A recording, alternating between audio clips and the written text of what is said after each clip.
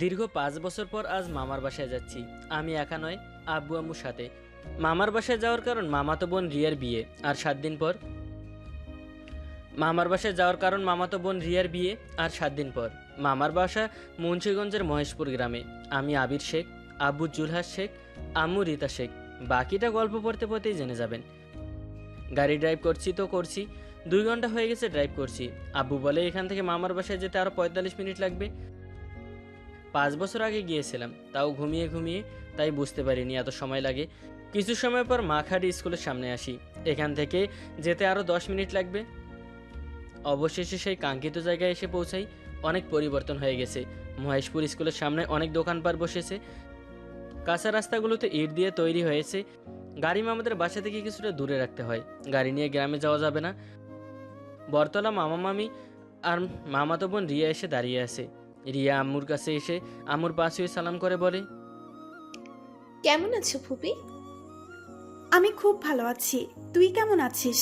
কত বড় হয়ে গেছিস। বড় হয়েছে বলেই তো বিয়ে দিচ্ছে, ছোট হলে কি আর বিয়ে দিত? কেমন আছো ভাইয়া? আমার খবর নেওয়ার সময় আসছে নাকি তোর? ফুফিকে দেখে দৌড়ে ফুফুর কাছে। আমার খবর ঠিকই আছে। তুমি তো শহর ছেড়ে আমাদের কাছে আসোই না, আমাদের ভুলেই গেছো। এখানে দাঁড়িয়ে কথা বলবি? বাসায় চল, তারপর যত ইচ্ছে কথা বলিস। ব্যাগ নিয়ে বাসায় চলে আসি। মামারা বিল্ডিং করেছে শুনেছিলাম, বাইরে থেকে দেখতে খুব সুন্দর লাগছে। বাসার ভেতরে গিয়ে দেখি আরও বেশি সুন্দর। রিয়া, তুই আবিরকে একটা রুম দেখিয়ে দে, অনেক পথ জার্নি করে এসছে। আমি রিয়ার সাথে চলে আসি। রিয়া আমাকে রুম দেখিয়ে দিয়ে বলে, তুমি রেস্ট করো ভাইয়া, পরে কথা হবে। আমি ঠিক আছে বলে ব্যাগ রেখে শুয়ে পড়ি। আম্মুকে বলে রিয়াদের বাসায় চলে আসি। রিয়া আমার বেস্ট ফ্রেন্ড, আমি নিশাদ। এবার অনার্সে পড়ছি। রিয়াও আমার সাথেই পড়তো, কিন্তু আর 7 দিন পর রিয়ার বিয়ে। রিয়াদের বাসায় এসে দেখি অনেক মেহমান। নিশাদ, এসেছিস তুই? রিয়া ওর রুমে আছে, যা। আমি মাথা নেড়ে চলে আসি রিয়াদের রুমে। রিয়া বসে বসে মোবাইল টিপছে। আমি চলে আসতেই, ভাইজান, মেয়েটা কে? আমাদের রফিক ভাইয়ের মেয়ে নিশাদ, রিয়ার সাথেই পড়ে। মেয়েটা দেখতে তো খুব মিষ্টি। আমাদের আবিরের বউ করলে কেমন হয়? খুব ভালো হবে, আমার চোখের সামনে তো বড় হয়েছে। খুব ভালো মেয়ে।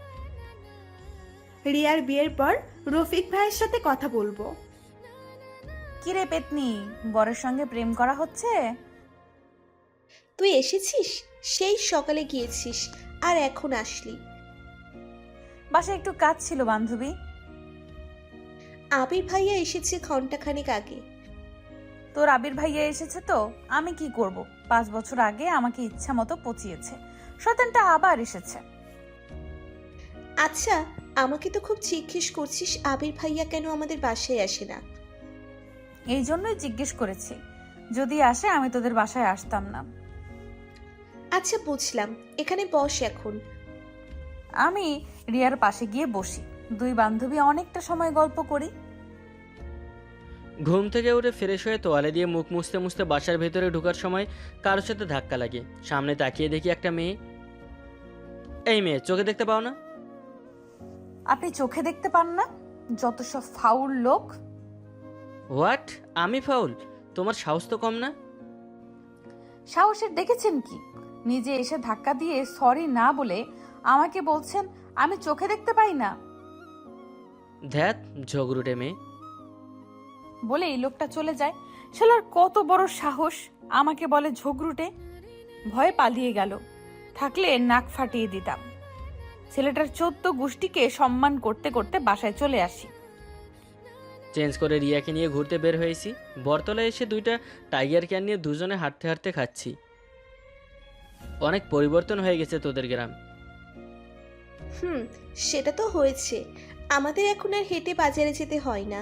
স্কুলের সামনে অটো রিক্সার বাস স্ট্যান্ড আছে, আর স্কুলের পাশেও অনেক দোকান আছে। আসার সময় দেখেছি।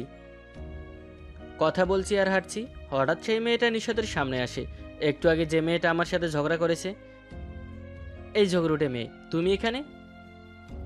আপনি ঝগড়ুটে, ইচ্ছে করে এসে ধাক্কা দিয়েছেন। আবার আপনি ঝগড়া করেছেন। রিয়া, এই পাগল মেয়েটাকে তুই চিনিস? আপনি তখন আমাকে ঝগড়ুটে বলেছেন, আবার এখন পাগল বললেন। আপনি পাগল, আপনার পুরো খানদান পাগল। কি হচ্ছে এগুলো? রাস্তার মাঝে তোমরা ঝগড়া শুরু করেছো? ভাইয়া ও নিশাদ। নিশাদ, এটা আবির ভাইয়া। হোয়াট? এটা নিশাদ? এত ঝগড়ুটে হয়ে গেছে? শহরে থেকে থেকে আরো বেশি শয়তান হয়ে গেছে। আমি যদি জানতাম এটা তোর ভাই, তাহলে ভুল করেও কথা বলতাম না। আচ্ছা পুচকি, তাই নাকি? আপনি আবার আমাকে পুচকি বলছেন? কেন পুচকি, কানে শুনতে পাও না? অসভ্য লোক কোথাকার। বলেই নিশাদ চলে যায়। আগের থেকে কত সুন্দর হয়ে গেছে। আমি তো কেরাস খেয়ে বসে আছি। চলে গেছি, তাকিয়ে থেকে লাভ নেই। আমি কেন তাকিয়ে থাকবো? সেটা তো দেখতেই পেয়েছি। আচ্ছা চলো বাসায় যাই। দুজন হাঁটতে হাঁটতে বাসায় চলে আসি। মামা, মামি, আব্বু আর আম্মু উঠোনে চেয়ারে বসে গল্প করছে। আমি আর রিয়াও সেখানে গিয়ে বসে পড়ি। আশেপাশে আন্টিরাও আছে। মামা সবার সাথে আমার পরিচয় করিয়ে দেয়। এরপর সবার কথা এক কথা, কি আর করি আজকাল। লেখাপড়া শেষ করে ওর আব্বুর অফিসে বসেছে। আর কি, সবে হা করে তাকিয়ে আছে। কত কথা, আমাকে কত ছোট দেখেছে, এখন কত বড় হয়ে গেছি। আরও কত কথা। বিরক্ত লাগছে খুব। কাউকে কিছু বুঝতে না দিয়ে উঠে রুমে চলে আসি। রিয়াও আমার সাথে আমার রুমে আসে। তোমার ওখানে বিরক্ত লাগছিল তাই না ভাইয়া? তুই চলে আসলি যে? এমনই। আচ্ছা বসো, আমি তোমার জন্য চা করে নিয়ে আসছি। আমি কিছু না বলে বসে থাকি। মোবাইল বের করে ফেসবুকে লগ ইন করি। মহেশপুরে একটা সমস্যা, নেট পাওয়া যায় না। মোবাইল রেখে শুয়ে পড়ি। সন্ধ্যায় রিয়া কল করে ওদের বাসায় যেতে বলে। নাও করতে পারি না। আম্মুকে বলে চলে আসি রিয়াদের বাসায়। রিয়ার রুমে এসে দেখি শহরের শয়তানটা রিয়ার রুমে। আমি চলে আসতে গেলে রিয়া বলে, কি রে, কোথায় চলে যাচ্ছিস? ভেতরে আয়। রিয়ার কথায় আমি দরজার দিকে তাকিয়ে দেখি নিশাদ আমার দিকে তাকিয়ে মুখ ভেঙচি কেটে রিয়ার পাশে গিয়ে বসে। শহরের শয়তান তোর রুমে কেন? হোয়াট? আমি শহরের শয়তান? তোমার সাহস তো কম না, গ্রামের গাইয়া ভূত। আমি গ্রামের গাইয়া ভূত, আপনি ভূত, শহরের ভূত। এসে ঝগড়া শুরু করে দিয়েছো। রিয়া, এই ঝগড়ুটে মেয়েটা তোর বেস্ট ফ্রেন্ড হলো কি করে? ভাইয়া, রিয়া মোটেও ঝগড়ুটে না। তুমি ওর সাথে আগে ঝগড়া করেছো। একদম ঠিক বলেছিস বান্ধবী। আমি আগে কিছু বলেছি নাকি তোর বান্ধবী এসে আমার সাথে ঝগড়া শুরু করলো? আচ্ছা বাদ দাও না ভাইয়া। দেখ, থাকবোই না এখানে। বলেই আবির উঠে চলে যায়। আমি আর রিয়া হাসতে থাকি। আচ্ছা তুই ভাইয়ার সাথে ঝগড়া করিস কেন? আমাকে আসার পর থেকে যা নয় তাই বলেছে। তুই পারিসও বটে। আজকে তুই আমার রুমেই থাকবি, বাসায় যেতে হবে না। আর কিছুদিন পর আমার বিয়ে হয়ে গেলে কে জানে এমন করে দুজন একসাথে হতে পারবো কিনা। আচ্ছা ঠিক আছে, যাব না। রাতে ডিনার করতে এসে দেখি নিশা তো বসে আছে। কিছু না বলে সবার সাথে বসে খাবার খেয়ে নেই। এভাবে দেখতে দেখতে 4 দিন চলে যায়। আজ রিয়ার হলুদ সন্ধ্যা। বাসার সামনে উঠোনে প্যান্ডেল সাজানো হয়েছে। এক কোণে গায়ে হলুদের স্টেজ। আমি আর নিশাদ স্টেজ সাজাচ্ছি। আমাদের মাঝে এখন আর ঝগড়া হয় না। অনেক রকম কাপড় দিয়ে স্টেজ সাজাচ্ছি। নিশাদ, ঠিক আছে সবগুলো নাকি চেঞ্জ করতে হবে?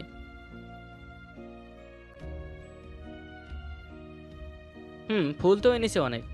আছে তো নাকি আবার ওকে দিয়ে দিয়েছো? জি না, আছে। আমি কেন দিতে যাব? আমি কি জানি না এগুলো লাগবে? গুড, তাহলে তুমি এবার গিয়ে নিয়ে আসো। নিশাদ মাথা নেড়ে চলে যায় ফুলগুলো আনতে। একটু পর ফুল নিয়ে আসলে ফুলগুলো লাগাতে থাকি। দুজনে ফুল দিয়ে বাকিটা সাজাচ্ছি। মাঝে মাঝে দুজনের চোখাচোখি হচ্ছে। আবির এখন আর আমার সাথে ঝগড়া করে না, বরং কেমন একটা নজরে তাকায়।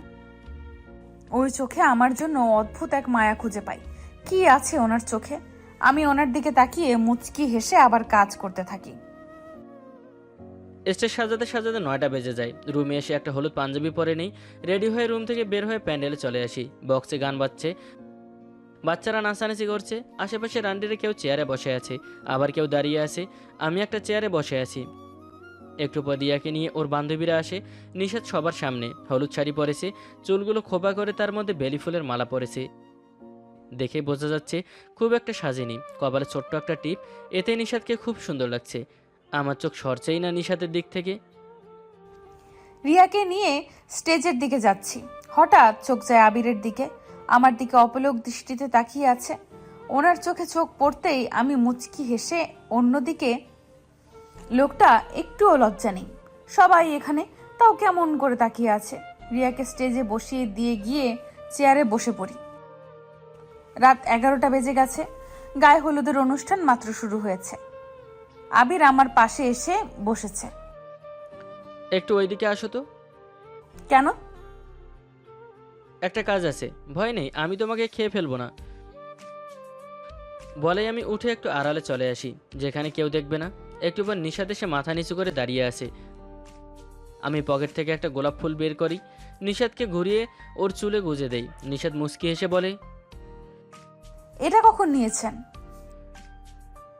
এটা আমি ফুল কিনতে গিয়ে আলাদা করে নিয়েছি তোমার জন্য, আর এটারই কমতি ছিল তোমার। সব মিলিয়ে এখন পারফেক্ট। আমার জন্য? কেন, আমি আপনার কে? তুমি তুমি আমার কে? এখন নাই বলি, পরে বলবো। বলেই আবির আমাকে চোখ মেরে চলে যায়। অসভ্য লোক একটা। আমিও গিয়ে ওনার পাশের চেয়ারে বসে পড়ি।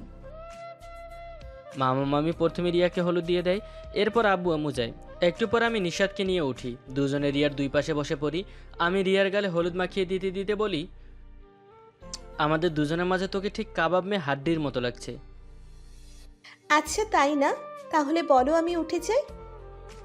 তোর গায়ে হলুদ না হলে আমি ঠিকই উঠিয়ে দিতাম। নিশাদ, শুনেছিস ভাইয়া কি বলছে?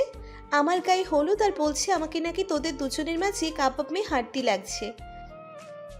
তোর ভাই পাগল হয়ে গেছে, ডক্টর দেখাতে হবে।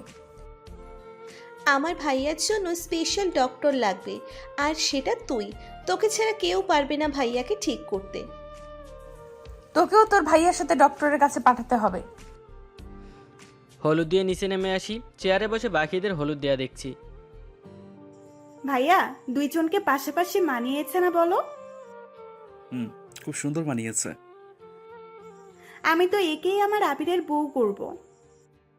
রিয়ার বিয়েটা হয়ে গেল, আমরা নিশাদের বাসে যাব, ওর আব্বু আম্মুর সাথে কথা বলে আসবো। গায়ে হলুদের অনুষ্ঠান শেষ হলে একে একে সবাই ড্যান্স করছে, ছেলেরা দাঁড়িয়ে শীষ বাজাচ্ছে। একজন নিশাদকে ডান্স করতে বললে নিশাদ আমার দিকে তাকায়, আমি না করি। নিশাদও নাচবে বলে অনেক জোর করে, কিন্তু নিশাদ না বলে দেয়। আবির যখন না বলেছে, সবাই মিলে বললেও আমি নাচবো না। কিন্তু আমি ওনার কথা কেন মেনে নিলাম? তার মানে কি আমি ওনাকে জানি না। গায়ে হলুদের অনুষ্ঠান শেষ হয় রাত 3টায়। আমি রিয়ার রুমে গিয়ে চেঞ্জ করে শুয়ে পড়ি। বাহ, কি সুন্দর দৃশ্য। কিসের কথা বলছিস তুই? ভাইয়া তোকে না বললো? তুইও ভাইয়ার কথাই ডান্স করবি না বললি? তুই আগে কত বলেছিস আমার বিয়েতে তুই নাচে ফাটিয়ে দিবি, কিন্তু আজ কি হলো? দুজনের মধ্যে সম্পর্ক হয়ে গেছে নাকি হবে হবে করছে? সেকেন্ডটা। আচ্ছা রাগ করিস না বান্ধবী, এখন মোবাইলে গান ছেড়ে দুই বান্ধবী ড্যান্স করি, চল। রিয়া এক কথায় রাজি হয়ে গেল। এরপর মোবাইলে লুঙ্গি ড্যান্স গান ছেড়ে নাচতে শুরু করি। ফজরের আজান যখন দেয় তখন দুই বান্ধবী ঘুমিয়ে পড়ি। সকালে ঘুম থেকে উঠে ব্যস্ত হয়ে পড়ি। 12টা বাজলে গোসল করে জুমার নামাজ পড়তে চলে যাই। নামাজ শেষ করে এসে হালকা কিছু খেয়ে আবার কাজে লেগে যাই। একটা টেবিলে খাবার সার্ভ করছি। কিছু সময় পর নিশাদ আসলে আমি আমার টেবিলে জায়গা করে দেই। উনি যেখানে দাঁড়িয়ে খাবার সার্ভ করছে, আমি ঠিক সেখানেই একটা চেয়ারে বসেছি। আমাকে দেখে দেখে ভালো ভালো সব কিছু প্লেটে তুলে দিচ্ছে। আমি মুচকি হেসে খেতে শুরু করি। প্রায় সন্ধ্যা হয়ে গেছে, মাত্র বর এসেছে। গেইটে রিয়ার বান্ধবীরা দাঁড়িয়ে আছে। নিশাদ যেতে চাইলে আমি না বলি, আমার সাথে একটু দূরে দাঁড়িয়ে আছে। আচ্ছা সবাই গেটের কাছে, আপনি আমাকে যেতে না বললেন কেন? তুমি কারণটা হয়তো জানো, তবুও প্রশ্ন করার কোনো মানে হয় না। কারণটা জানলেও আমি আপনার মুখ থেকে শুনতে চাই। সময় হলে ঠিক বলবো, এখন শুনতে হবে না। আমি এখনই শুনবো। আমার কথার বাইরে যাওয়াটা আমি পছন্দ করি না। আমার কথার বাইরে যাওয়াটা আমার পছন্দ না। শহরের শয়তান বলেই গিয়ে চেয়ারে বসে পড়ে। আমি আর কি করব, রিয়াকে যে রুমে রাখা হয়েছে সেখানে চলে আসি। দেখতে দেখতে বিয়ের কাজ শেষ হয়ে যায়। একটু পর রিয়াকে নিয়ে চলে যাবার সময় রিয়া মামাকে জড়িয়ে ধরে কান্না করছে।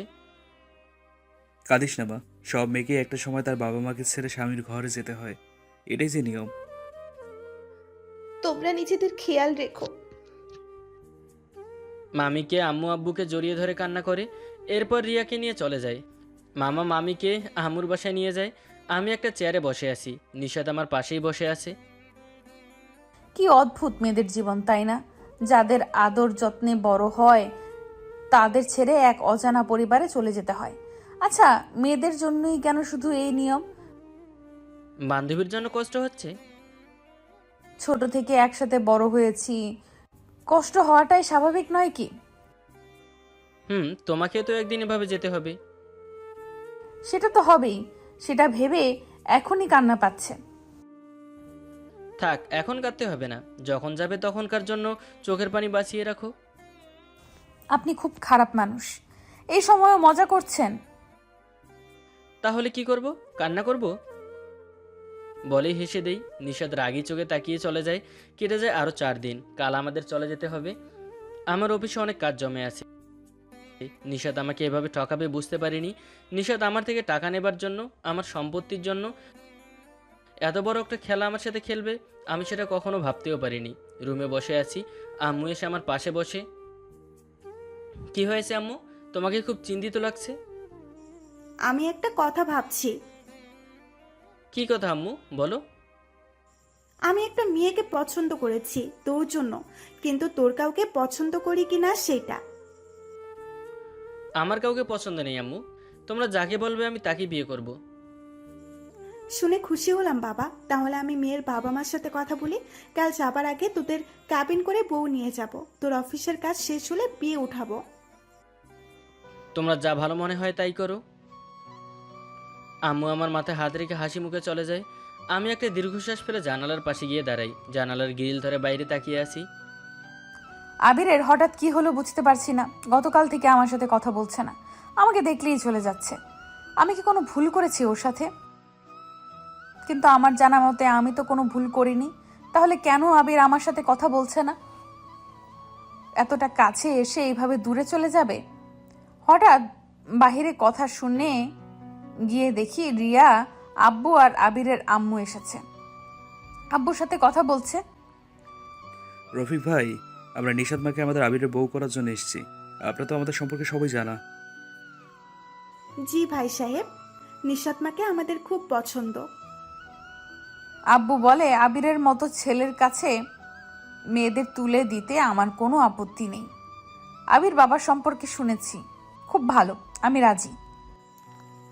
আগামীকাল আমাদের চলে যেতে হবে। আবিরের অফিসে অনেক কাজ কাম জমে গেছে, তাই কালকে আমরা কাবিন করে নিশাত মাকে নিয়ে যেতে চাই। এরপর যখন আবিরের অফিসের কাজ শেষ হবে বিয়ে উঠানো যাবে। আব্বু রাজি হয়। আমি লজ্জা পেয়ে রুমে চলে আসি। আচ্ছা সাহেব, তাহলে বিয়ে করে আমাকে নিয়ে যাবার জন্য এমন করেছে? কালকেই আমি আবিরের বউ হব। আয়নার দিকে তাকিয়ে একা একা হাসছি। আব্বু এসে আমাকে সব বলে। আমি কিছু না বলে আব্বুকে জড়িয়ে ধরি। রুমে বসে বসে ল্যাপটপে ইমেল চেক করছি। আম্মু এসে বলে, আবির, কাল বিয়ে ঠিক করে এসেছি। বিকেল 4টায় কাবিন হবে। এরপর বউকে নিয়ে বাসায় চলে যাব।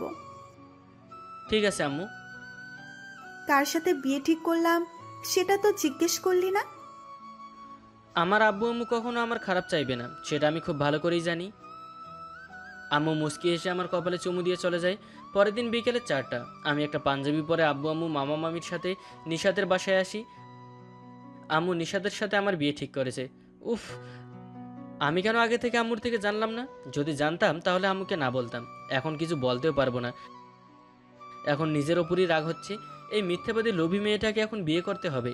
ঠিক আছে, আমাকে নিজের ফাঁদে ফেলে আমার জীবন নিয়ে খেলার শাস্তি আমি তোমাকে এমনভাবে দিব, আর কখনো কোনো ছেলের জীবন নিয়ে খেলার সাহস পাবে না।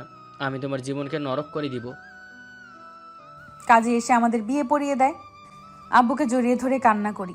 আব্বু মাথায় হাত বুলিয়ে দিয়ে অনেক কিছু বলে, আম্মু অনেক কিছু বোঝায়। আব্বু আম্মুকে সালাম করে বাসা থেকে বের হয়ে হাঁটছি। আবির আমাদের থেকে সামনে হাঁটছে, আন্টি আমাকে ধরে ধরে নিয়ে যাচ্ছে। আব্বু আম্মুও পাশেই হাঁটছে। রিয়াকে কল করে আসতে বলেছিলাম, কিন্তু রিয়া ওর বরের সঙ্গে নাকি আজকে কক্সবাজার হানিমুনে যাবে। বটতলা এসে গাড়িতে উঠে বসি, আব্বুর থেকে বিদায় নিয়ে নেই। আবির ড্রাইভিং সিটে বসে গাড়ি স্টার্ট দেয়।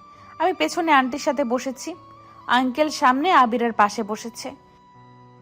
বাসায় পৌঁছতে পৌঁছতে রাত 9টা বেজে যায়। বাইরে থেকে খাবার নিয়ে এসে সবাই একসাথে ডিনার করি। আম্মু নিশাদকে আমার রুমে রেখে আসে। ইচ্ছে না থাকার পরেও রুমে আসতে হয়। মহারানীর মতো আমার বেডে বসে আছে। আমি রুমে আসতেই বেড থেকে নেমে আমাকে এসে সালাম করতে গেলে আমি পেছন থেকে সরে যাই। অবাক হয়ে আমার দিকে তাকায়। আর কত নাটক করবি? আমার আম্মুকে ফুসলিয়ে আমার বউ হয়েছিস আমার সম্পত্তির মালিক হবার জন্য, কিন্তু তোর সেই আশা কখনো পূরণ হবে না। আমি তোর আসল রূপটা জেনে গেছি। কি বলছেন আপনি? আমি আপনার আম্মুকে ফুসলিয়ে আপনার বউ হতে যাব কেন? আপনার আম্মুই তো আমাদের বাসায় গিয়ে বিয়ের কথা বলেছে। আমি তো ভেবেছি আপনি পাঠিয়েছেন, আমাকে ভালোবাসেন তাই। ভালোবাসা? ভালোবাসার মানে তুই জানিস? তোর কাছে তো ভালোবাসার মানে টাকা। বড়লোক ছেলেদের ফাঁসিয়ে তাদের থেকে টাকা নেয়া। তবে তুই যদি ভেবে থাকিস আমার সাথে এমনটা করবি, তবে তুই খুব ভুল ভাবছিস। এসব কি বলছেন আপনি? আমার সম্পর্কে মিথ্যা কেন বলছেন? আর আমি কোনো বড় লোকের ছেলে ফাঁসাইনি। আমি আপনাকে ভালোবাসি, আর তাই এই বিয়েতে রাজি হয়েছি। তোর ভালোবাসা আমার জানা হয়ে গেছে। তোর সাথে কথা বলতে আমার ঘৃণা হচ্ছে। চুপচাপ নিচে গিয়ে শুয়ে পড়। আমার বেডে আমার পাশে শোবার স্বপ্ন দেখিস না। আর কিছু না বলে আবিরের একটা বালিশ আমার দিকে ছুঁড়ে শুয়ে পড়ে। আমি বালিশটা নিয়ে নিচে শুয়ে কান্না করছি। আবিরের কোনো কথা আমি বুঝতে পারছি না। কি কি বলছে এসব, আর কেনই বা বলছে? কান্না করতে করতে ঘুমিয়ে পড়ি। Coming soon. আজকের মতো এখানে বিদায় নিচ্ছি। গল্পটির পরের পর্ব পেতে আমাদের সাথেই থাকুন। ধন্যবাদ সবাইকে।